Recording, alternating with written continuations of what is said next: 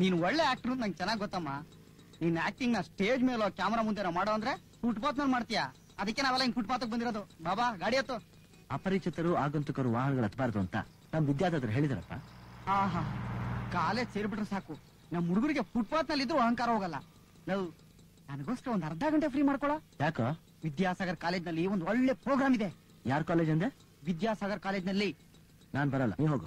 Love, ನನಗೋಸ್ಕರ ಬಾರ please. ಅವ್ರನ್ನ ಕಂಡ್ರೆ ನಂಗೆ ಆಗಲ್ಲ ಕಣ. ಸುಮ್ನೆ ತಲೆ ಕೆಡಿಸ್ಬೇಡ, ನೀ ಹೋಗು. ಈಗ ನನ್ ಜೊತೆ ಬರ್ತೀಯ ಇಲ್ವ ನೀನು? ಬಾರ ಕಂಡಿದ್ದೀನಿಲ್ಲ. ಸರಿ ನಡೆ.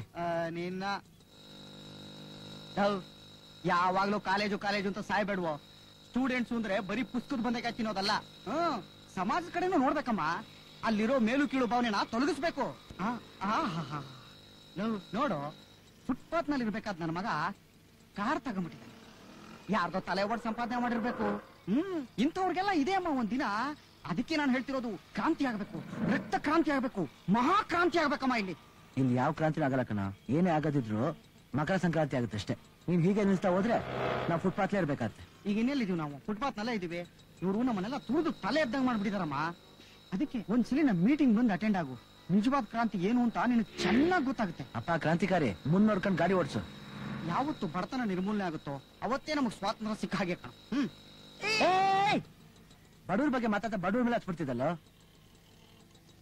ಅಲ್ಲಿ ನೋಡು, 50 ವರ್ಷ ಕಳೆದ್ರು ಭಿಕ್ಷೆ ಬಿಡ್ತಾ ಇದ್ದಾನೆ ಆ ಮುದುಕ. ಇನ್ನು 50 ವರ್ಷ ಕಳೆದ್ರು ಹುಡುಗ ಹಾಗೆ ಇರ್ತಾನೆ.